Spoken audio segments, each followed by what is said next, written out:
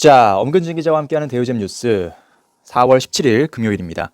한 주간 네이버 부동산에서 어떤 기사들이 많이 조회가 됐는지, 우리 독자분들이 어떤 뉴스에 관심을 보이셨는지를 한번 살펴보면서 현재 부동산 시장의 또 이슈가 무엇인지를 가늠해 보도록 하겠습니다. 자, 지금 화면에 보시면 이제 주간 랭킹 뉴스가 나오고 있는데요. 1위부터 5위까지 일단 대체적으로 가격이 하락하고 있다는 소식을 좀 전하는 기사인 것 같습니다. 첫 번째 기사는 계약금 2억 날리고 안 산다?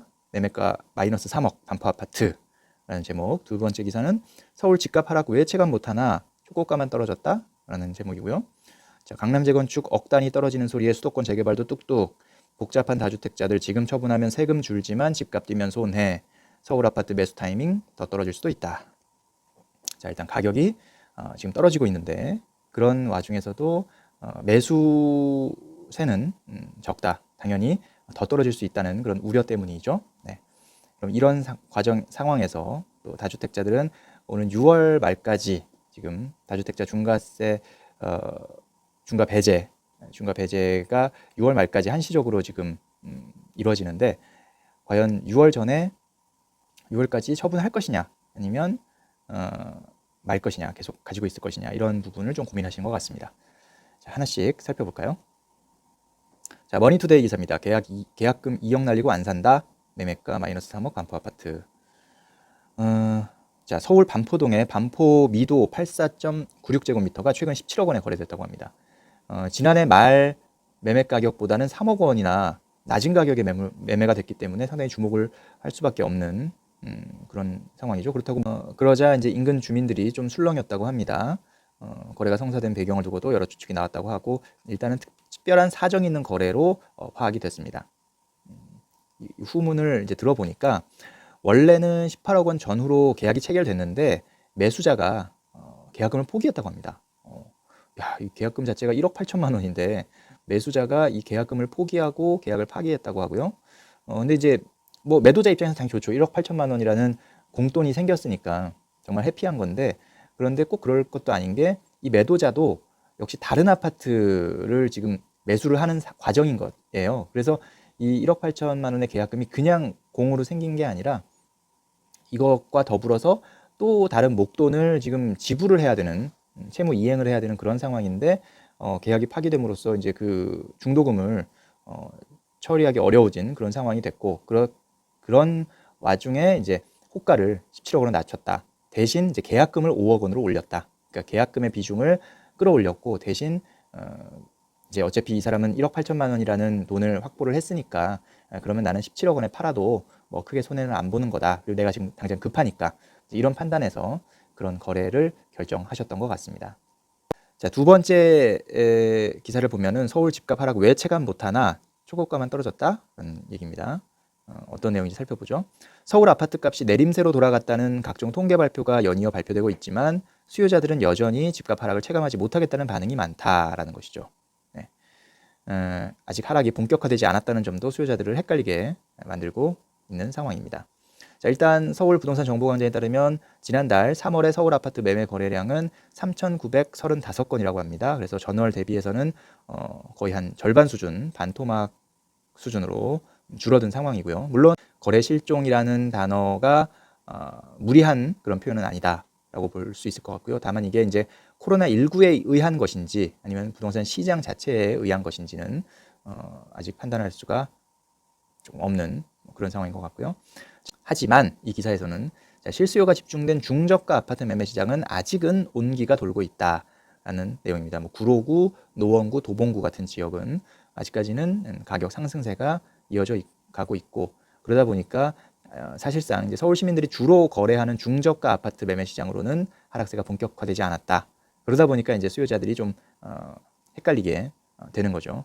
뭐 강남 고가 아파트는 뚝뚝 떨어졌다는 기사들이 나오고 있고 소식들이 전해지고 있는데 하지만 내가 좀 살펴보고 있고 내가 살려고 하는 그런 아파트 가격은 그렇게 뭐 많이 떨어진 것 같지 않다 보니까 좀 헷갈리는 것 같고요. 전문가들은 수요자들이 집값 하락을 체감하기까지는 좀 시간이 걸릴 것이다. 오타네요. 시간이 걸릴 것으로 보고 있다라고 얘기를 하고 있습니다. 아무래도 이 하락세를 실감하려면 중저가 아파트 시장에 제동이 걸려야 되고 급매물 거래도 좀 더 많이 나와야 되기 때문입니다. 아직까지는 중저가 아파트 시장이나 급매물 거래 그 량 자체가 많지 않은 상황이어서 아직까지는 많은 수요자들이 체감하기에는 조금 부족한 상황이다라고 볼 수가 있겠고요. 다만 이제 앞으로 계속해서 코로나19에 따른 불확실성이 얼마나 이 집값, 주택 시장에 영향을 미칠지 이런 부분들도 계속 살펴봐야 될 부분인 것 같습니다. 자, 또 여기 보면은 복잡한 다주택자들 지금 처분하면 세금 줄지만 집값 뛰면 손해라는 제목이 있습니다. 아시아경제 기사인데요. 자, 버틸까 처분할까, 양도냐 증여냐.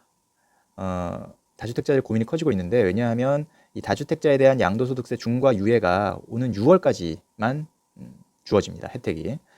그런 와중에 이제 지금 보유세도 많이 올랐죠. 왜냐하면 공시가격이 많이 오르면서 보유세, 재산세와 종부세의 부담이 지금 커지고 있는 상황인데, 그 기준일이 6월 1일입니다. 그러니까 6월 1일 날 소유하고 있는 사람에게 그 해의 재산세와 그 해의 종합부동산세를 과세를 합니다. 그러다 보니까 만약에 내가 그걸 부담하기 싫으면 5월 31일까지 팔면 되는 것이고요. 6월 1일 이후에 사면 되는 것이죠. 사는 사람 입장에서는. 그런 또 매수자와 매도자의 눈치 싸움도 벌어질 수 있고요. 매도자 입장에서는 또 6월까지 팔면 다주택자라도 양도소득세 중과를 피할 수가 있는데, 그런 부분에서 이제 어떻게 그 매도 타이밍을 잡아야 될지, 또 매도를 하는 게 나을지 이런 부분들도 지금 고민을 많이 하고 있는 것 같습니다. 뭐 양도보다는 이제 증여를 선택하는 사람들도 상당히 많다는 그런 또 기사를 저희가 앞서서 소개한 바 있는데, 그런 경우에도 5월까지 처분하는 게 유리합니다. 부담부 증여가 일반 양도에 비해서는 세부담이 적은 상황이고요. 어쨌든 만약에 부모님이 다주택자여서 종합부동산세가 좀 커질 수 있는 그런 부담이 있다면 이 기준일 전에 6월 1일 전에 증여를 함으로써 본인의 종합부동산세도 줄이고 또 지금 집값이 좀 떨어지고 있다고 할 때 증여를 함으로써 증여세도 조금 줄일 수 있는 뭐 그런 기회가 될 수도 있겠죠. 네.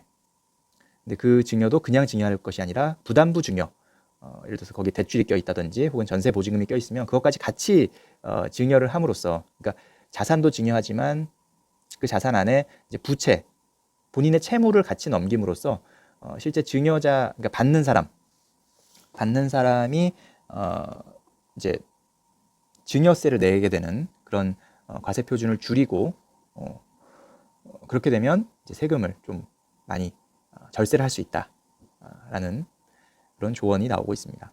여기 뭐 사례까지 설명이 되어 있으니까 참고를 하시면 될 것 같고요. 그리고 자, 증여를 할 것이냐 팔 것이냐는 세금만 가지고 결정할 문제는 아니다. 세금을 조금 더 내더라도 미래 가치가 확실히 좋아질 것이라고 생각하면 증여가 나올 수 있습니다. 증여를 할 것이냐 팔 것이냐. 예. 그러니까 단순히 증여세와 양도세를 비교해서 양도세가 적으니까 그럼 팔아야 되겠네 라고 생각할 게 아니라 만약에 이 집이 나중에 집값이 훨씬 더 많이 오를 것으로 예상이 된다면 그것을 남한테 파는 것이 아니라 뭐 자식한테 증여를 하는 게 현명한 판단일 수 있겠죠. 그래서 최근에 다주택자들 중에 상당수는 집값 상승 가능성이 적은 서울 외곽 주택은 팔고 강남 등 입지가 좋은 주택은 증여하고 있는 것으로 알려졌다, 이렇게 나오고 있습니다. 이러다 보니까 결국은 또 서울 외곽의 집값은 떨어지거나 혹은 상승폭이 제한받을 수밖에 없고, 반면에 강남 같은 기존에 인기가 많았던 그런 입지의 주택은 여전히 인기가 계속 이어질 수 있다라는 것이고요. 하지만 뭐 증여하지 않고 그냥 파는 경우에는 역시 지금 매수자를 찾기가 어렵기 때문에 호가를 좀 낮춰서 팔아야 되는, 그러다 보니까 몇 억이 떨어졌다, 뭐 이런 이야기가 나오고 있는 그런 상황이라고 보시면 되겠습니다. 마지막으로 하나만 살펴보죠. 서울 아파트 매수 타이밍에 관한 기사입니다. 서울 아파트 값 상승률이 계속해서 주춤하다가 결국은 이제 마이너스로 돌아선 상황인데요.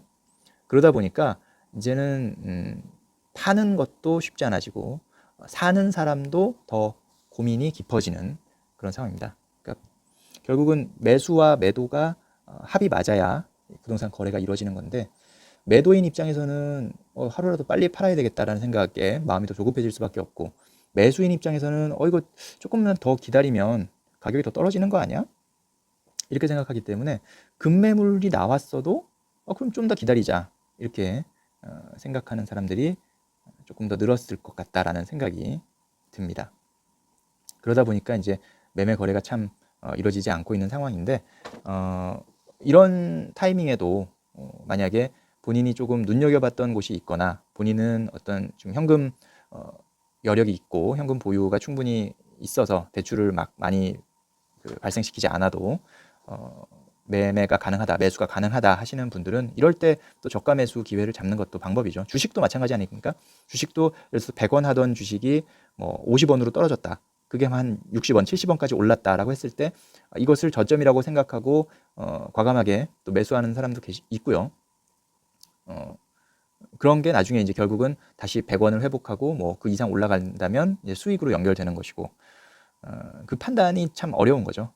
여기서 조금 내려왔지만 더 내려갈 수 있다라고 또 생각할 수 있으니까 지금의 여러 가지 시장에 영향을 주고 있는 변수들, 뭐 코로나19도 그렇고요, 경기 침체도 그렇고 수요와 공급 이런 문제들도 뭐 판단하기에 다른 거지만 그 판단이 결국은 매수자와 매도자 간의 눈치 싸움, 줄다리기를 하게 되는 그런 요인인 것 같습니다. 자, 어쨌든 엄근진 기자와 함께하는 대우집 뉴스, 엄근진 기자 대우집 뉴스를 구독하고 계신 구독자분들께서는 다 성공 투자하시기 바라겠고요. 뭐 주식이든 부동산이든 제가 전에 말씀드린 것처럼 절대 지지 않는 원칙은 싸게 사는 거다. 싸게 사는 것만이 필승 전략이다라는 말씀을 드립니다.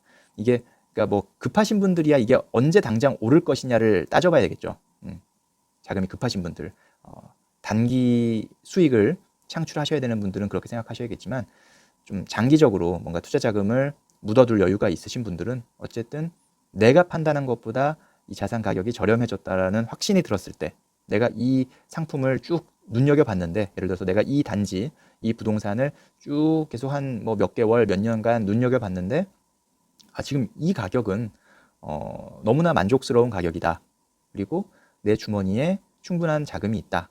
그러면 과감하게 베팅을 해보시는 것도 방법일 수 있습니다. 그리고 어쨌든 지금 시장에서는 매수자가 키를 쥐고 있는 상황이기 때문에 가격 흥정도 가능한 거죠. 예, 매도자 상황에 따라서 내가 조금 더 가격을 깎아서 매수를 할 수도 있는 거니까 그런 부분들을 좀 잘 활용하셨으면 좋겠어요. 그러니까 급매물이 있다고 해서 덜컥 그냥 오케이 좋습니다 사겠습니다라고 하기보다는 한 번, 두 번 정도 이렇게 좀 태핑을 해보는 것도 방법이고 분명히 그러다 보면 더 좋은 결과가 나올 수도 있겠다. 주식도 마찬가지입니다. 주식도 뭐 저렴한 가격에 이 기업이 너무나 가치가 지금 저평가되어 있다.